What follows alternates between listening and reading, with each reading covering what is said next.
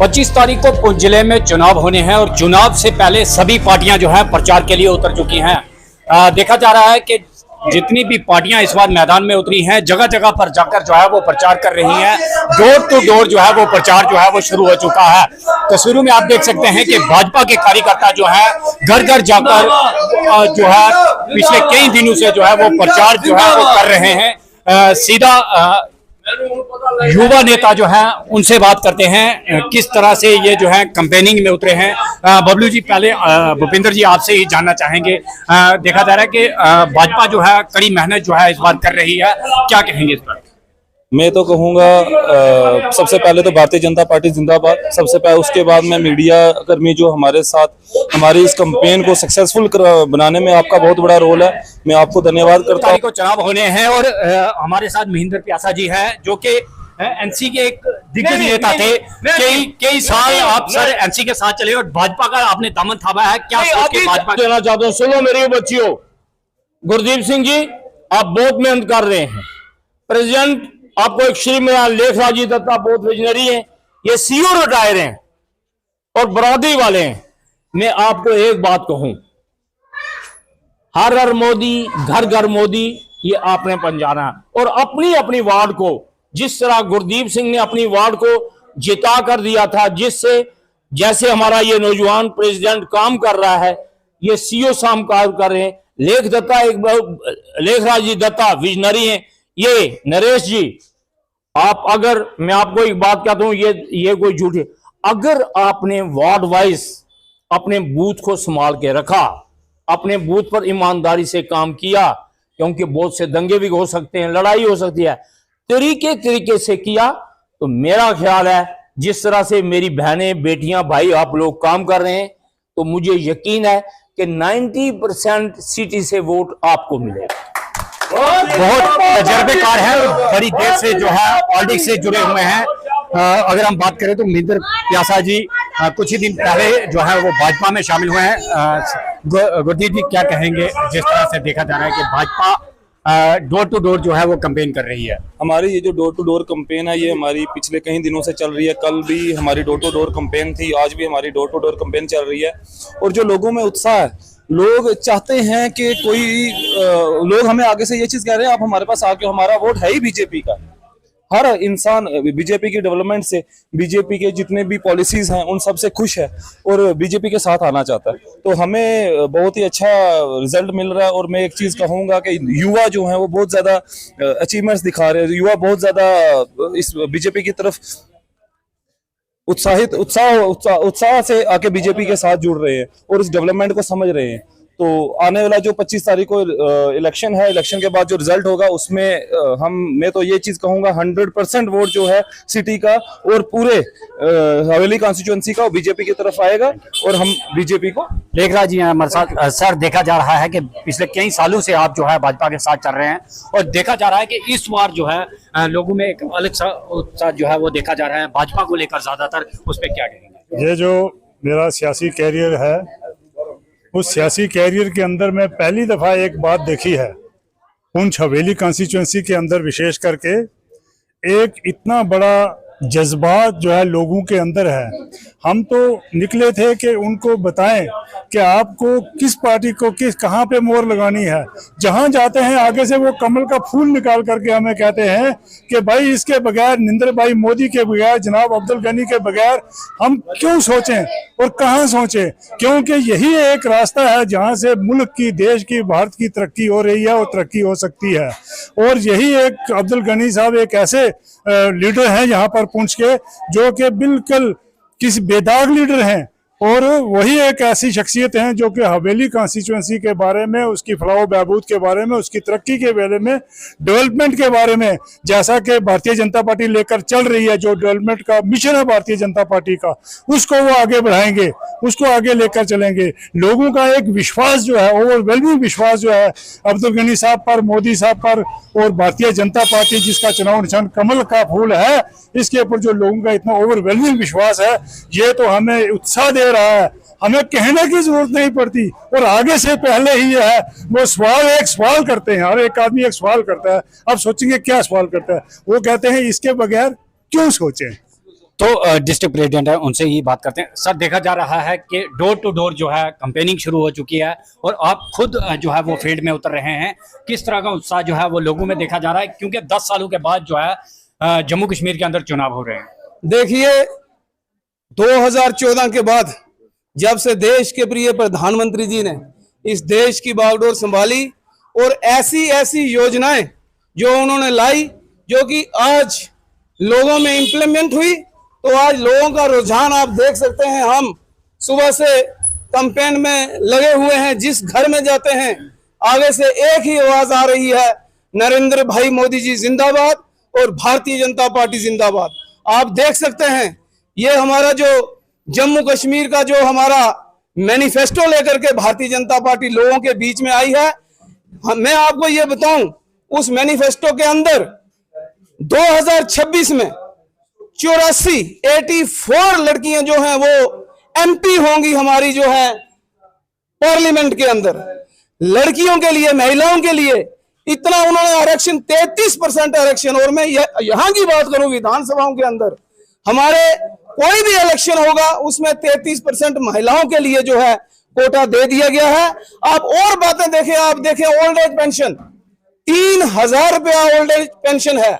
आज हम अपने घर में अपने माँ बाप को 1000 रुपया महीने का नहीं दे सकते, हम उनके बेटे हैं। लेकिन देश के प्रधानमंत्री जी ने सबके, जितने भी बुजुर्ग जो है हमारे माताएं बहनें, जो बुजुर्ग हमारे हैं, उनके लिए 3-3 हजार रुपया जो है साल का जो है 36,000 रुपया जो है उनको देने का जो है प्रयास किया है। इसलिए जहां भी हम जा रहे हैं लोगों से एक ही आवाज आ रही है, क्या हिंदू, क्या मुस्लिम, क्या सिख, क्या ईसाई, क्या गुज्जर, क्या पहाड़ी, सबका साथ, सबका विकास लेकर के। आपसे जानना चाहेंगे, जिस तरह से देखा जा रहा है कि कांग्रेस और एनसी फिर से 370-35 का रोना जो है वो रो रही है, उस पर क्या कहेंगे? देखिए, उन्होंने अपने मैनिफेस्टो में ये दिया है कि अगर हम, कांग्रेस और एनसी ने ये अपने मैनिफेस्टो में दिया है, अगर हम सत्ता में आ गए तो हम 370 को वापस करेंगे और जो है जितना भी आरक्षण जो हमारे गुज्जर बकरवाल भाइयों को मिला है या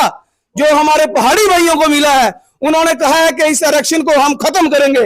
लेकिन देश के प्रधानमंत्री ने ये जो कह दिया है, ये हम आने वाले 100 साल तक ये हम कभी नहीं होने देंगे कि किसी आरक्षण को, जहां पर बॉर्डर एरिया है इसलिए हमें यहां पर आरक्षण दे दिया गया है, ये 100 साल तक भारतीय जनता पार्टी इसको खत्म नहीं करने देगी।